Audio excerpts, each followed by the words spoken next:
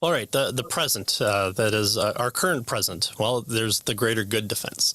And he says that Scripture's new historical perspective enables us to look at our own present experience in a new way. In short, God is even now using evil for his own good purposes. That is sometimes called the greater good defense. And all the classical defenses that were covered in chapter 7, it is the only one with scriptural support. It does, however, require some clarification.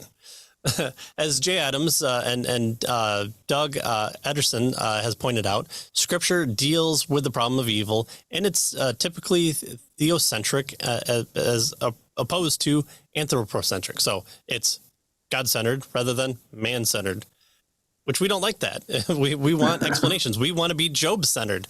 We want to say, why did this happen, oh Lord? Well, no, right. Unfortunately, the author is writing the story about himself, and his relationship with other people is in there. And so the Bible is an autobiography of who God is.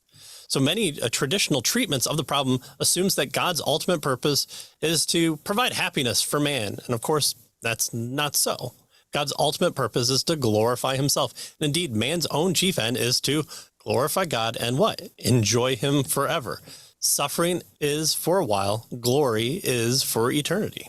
Yeah, exactly. Right. So notice this is God's perspective. This is the Scripture's biblical response to suffering, right? And it gives us God's perspective. And part of what God is, the majority, most of what God, all really of what God is trying to accomplish is to reveal himself, his own glory. And so Frank tells us it's possible to learn from Scripture some of the ways in which God is using evil to bring about greater good. So again, this greater good defense is the one that he says most closely aligns with Scripture and what Scripture says. And it's a focus on God and not on man, right? And so he says we must be cautious, though, here. Scripture doesn't give us exhaustive explanations of all evils, as we've seen. It often calls us to be quiet and accept in faith what providence brings our way. But it does show how God has used some evils to advance his purposes, right? And so this is the greater good defense, right? He allows evil to advance his purposes, to bring about greater good. That's what Frame is suggesting is at least part of the biblical response to the problem of evil. Mm-hmm. And in our discussion with Scott Christensen on his last book, What About Evil, we asked him kind of a internal, how would you help someone who's in the midst of suffering? What would you tell them? So I'll link that video below, or make sure to include it somewhere around here, so that way it will help bolster kind of this answer as well. All right, so what are those purposes? Those purposes include displaying God's grace and justice, and there's a whole slew of biblical answers that Frame provides here, including Romans 3, 5, and 8. There's 9 again. Also, purpose is the judgment of evil, and not just now, but also in the future. Takes into account this purpose. Also, there's redemption. Christ's suffering of redemption is a redemptive in an obvious way. 1 Peter 3:18. And the shock value to unbelievers, intended to gain their attention and to promote a change of heart. Zechariah 13 and Luke 13 and John 9. Fatherly discipline of believers. Hebrews 12. This is the pruning aspect that God uses this evil as a way to kind of knock some sense into us and says, you're going off on the wrong path. I'm going to let you follow this, but guess what? There are going to be repercussions. Oh God, how can you allow me to suffer in this? Well, maybe don't do the thing that I told you not to do that you read about in Sunday school for the past three weeks, and then you went and did. No one is more shocked than me that there are repercussions to these things.